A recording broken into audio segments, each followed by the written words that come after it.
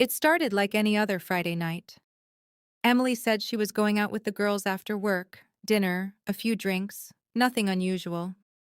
We had been married for 7 years, and even though things had felt distant lately, I still trusted her. But as she got ready, something felt wrong.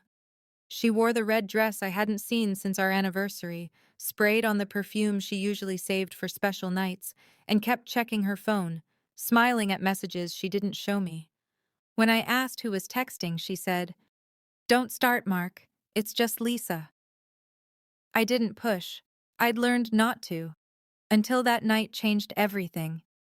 By 10 p.m., she still hadn't called or texted. I sent a simple message. "You home soon?" A minute later, she replied, "Don't call me, I'll be late." Something about it stung. "Don't call me." I stared at the screen, realizing how cold she had become. My fingers hovered over the keyboard before I typed, "Then don't come home." I meant it. I was tired of being the man waiting up while his wife laughed somewhere else. I tossed my phone aside, poured myself a drink, and turned off the lights, trying to ignore the ache in my chest. 10 minutes later, my phone began buzzing nonstop. One message after another lit up the dark room like fireworks.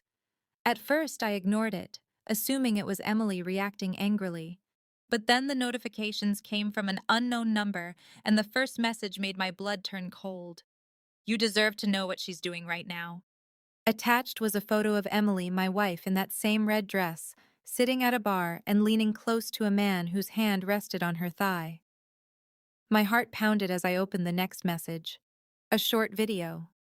The angle was grainy, like someone had filmed it secretly from across the bar.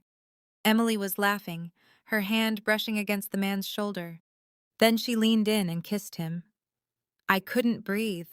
My chest tightened, my hands shaking as I watched the woman I thought I knew betray me in real time. The video ended with the two of them leaving together. The final message read, "Check the Glenview Hotel, room 214. I wanted to throw the phone, to scream, to cry, but instead something inside me went quiet, cold and calculating. I grabbed my keys and drove through the rain, the city lights smearing across my windshield. At the Glenview, I parked across the street and sat in silence for 10 minutes, trying to slow my breathing. Then I saw her. Emily was laughing as she stumbled out of the car with the same man, his arm wrapped tightly around her waist. They vanished into the lobby, completely unaware. I didn't follow. I didn't have to. I took one photo, a clear, undeniable shot, and then I drove home. By the time she returned at dawn, I had already packed her belongings neatly into boxes. When she walked in, her makeup smeared and her eyes wide with shock, I didn't yell. I simply raised my phone and showed her the photo. "Who sent you that?" she stammered, the color draining from her face. "Does it matter?" I said quietly. "You did this. You ended this." She begged, cried, and swore it wasn't what it looked like. But when I said the hotel's name, she froze, and that silence told me everything I needed to know.